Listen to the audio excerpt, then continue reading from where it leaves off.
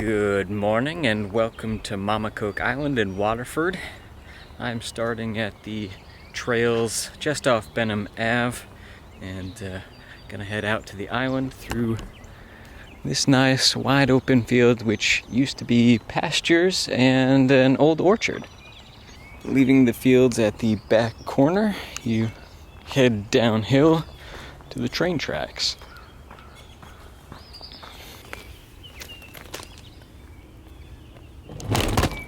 You could also take a trail through the fields at the beginning and come out here, but I like the little walk along the railway. And you take this small path down to some signage for the area, and as you can see, they strongly discourage biking, jogging, and dogs also. So what I'm walking across here is the brackish marsh that allows the island to masquerade as a peninsula much of the time. This only floods at very high tides, and as you can see, it's low tide currently. And actually, you can probably just make out right there, that is an old colonial stone wall from when this whole area was pasture, and also shows you how far the marsh has eroded in the last 300 odd years. Experts at the Connecticut College estimate that the marsh is at least 3,000 years old, and I'm gonna guess that that's based on the depth of the peat under my feet, but I'm not quite sure.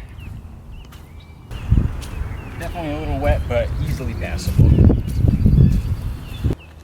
Entering the tree line, we're greeted by this old wolf tree, and the trail splits in either direction for the loop, which should be somewhere in the half-mile range.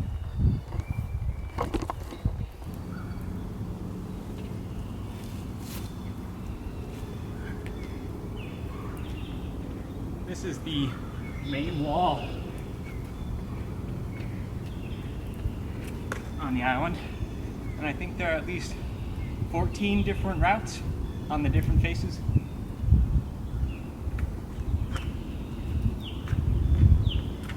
Now you can tell it's spring. Actually got running water coming off the cliff.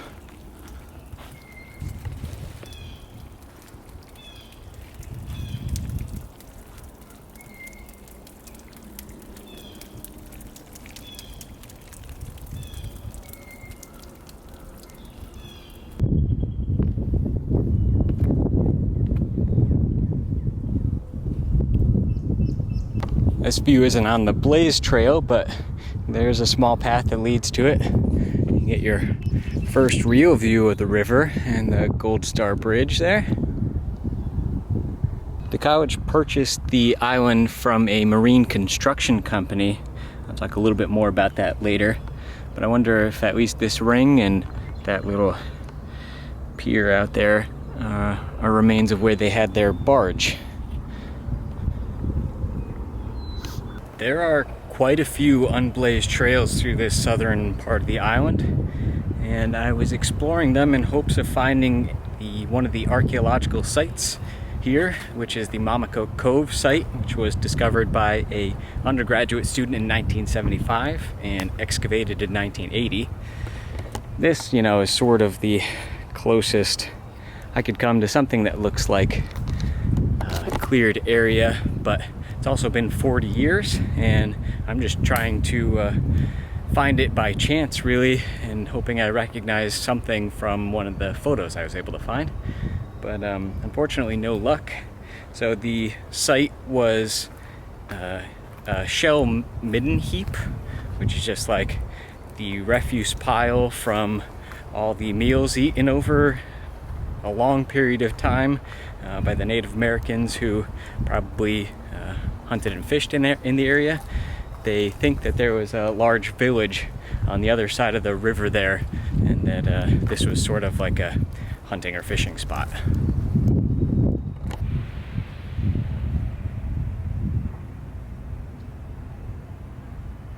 The second archaeological site on the island is here at the Graves Rock Shelter, which is this rocky overhang on the northeastern section of the island. And thankfully it was pretty easy to find. The overhang shelter is significant because in 1927 local children found 2 skeletons here. And 50 years later, Robert Graves, one of those children, turned over the only remaining piece of the skeleton, the skull, to a research institute in Mystic, who determined that it was from a Native American adolescent girl. There were also some tool points and other artifacts, but because of the disturbance by children instead of professionals and the ensuing 50 years, unfortunately nothing could be learned from the site, but still pretty cool. And I find it fascinating. Can't imagine the sense of discovery that those kids back in 1927 must have felt, even if it is unfortunate that they disturbed the resting place. All right, now to head to the north of the island.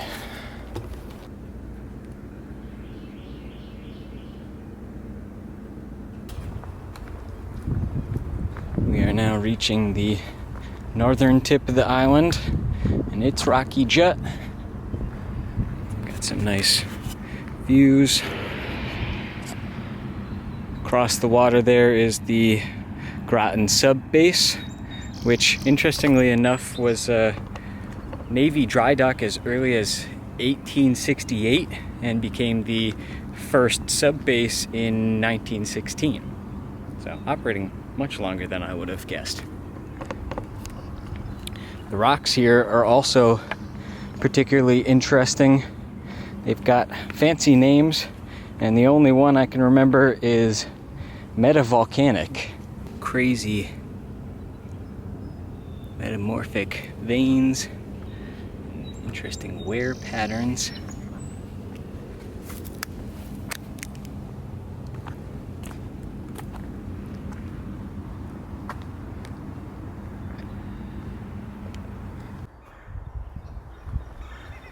Heading back towards the marsh now, and this is views of Mamacoke Cove North.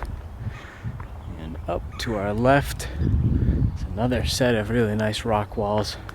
I think this one is called the Wedding Cake Wall, for rock climbing anyways.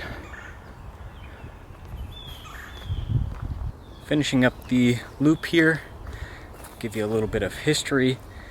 The island was purchased by the Connecticut College in 1955 for $15,000, which inflation adjusted to 2021 is $148,000, which is crazy because this is just over 40 acres. And they purchased it from that marine construction company that I mentioned earlier. And prior to that, it had been all one farm called the Mamacoke Farm, owned by the Rogers family since 1647, if I remember right.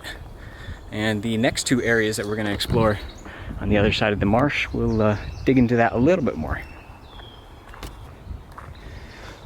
Leaving the island behind us and back into the other 2 parcels the college owns, you can see the terrace up.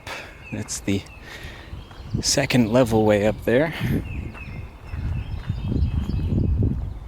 This track I'm in currently that leads up that hill is the George S. Avery tract, and the one that I started off in is the Matthies tract.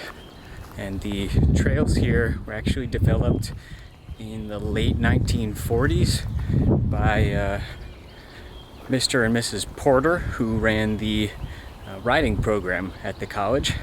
And the riding program lasted for about 4 to 6 years until the road got too busy, what is now 32, for the horses to cross. And the trails are now the walking paths that we enjoy today. There isn't a whole lot to note on these trails as we head up into the pines in this direction.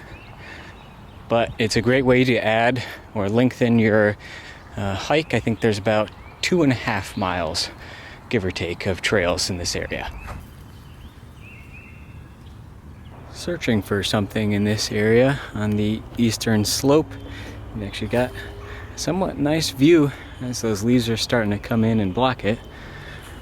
Not quite ready to give up the search yet, but I'm not going to tell you what it is yet either. Could be further up that way. Might be further down through that thicket. Not quite ready to give up. I'm going to check one other area.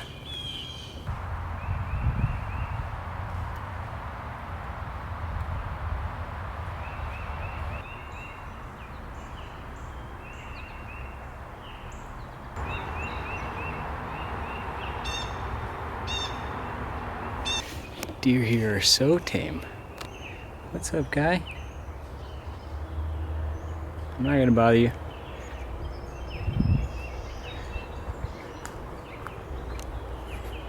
That's crazy. I guess they have to be because 32 is right there and the river's, well, a good distance down there, but no such luck in the second spot I was searching. But what I was looking for were 2 gun emplacements put in for World War II. One here in the Matthies tract and the other on that eastern slope of the Avery tract. So I don't know if I was just searching in the wrong area or if they've been completely dismantled or lost in the ensuing 70 years. But this will be my parting shot. There's this undated photo of the island from this vantage point. Interesting little comparison, but this one's much better. It really shows how clear the island was of trees. With that, I'll see you next time.